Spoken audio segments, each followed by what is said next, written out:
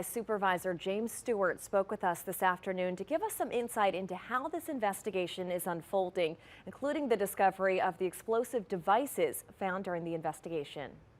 When it first came out, at first I thought it was a lone wolf, and I figured it was a single actor, and that the police had basically rendered it safe with the shooting of the suspect, and they had the scene under control to that point. And then when the other information popped out about the IEDs found in Bourbon and Orleans, it didn't sound like a lone wolf anymore. So it went to me. It's you have a coordinated event with several actors involved in this issue, and that's what the FBI and the police are doing right now. I'm sure the JTTF here in New Orleans is doing just a full blown.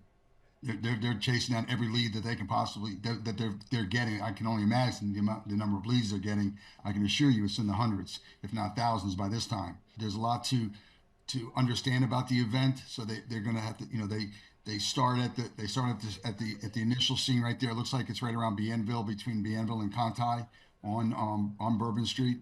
From looking at the news, finding out who this guy was, that's one thing. They're going to have to work backwards between checking phone contacts. They're going to be checking email addresses, email contacts. What's he looking at on the internet?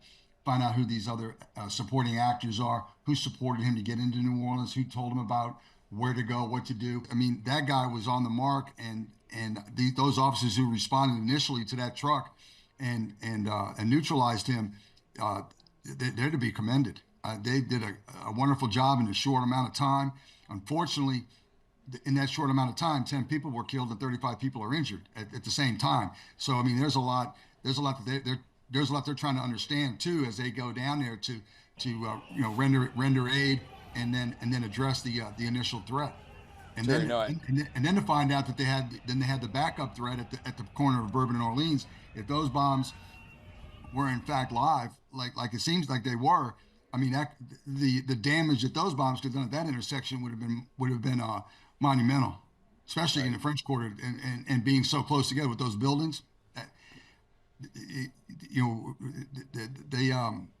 they probably dodged a bullet right there.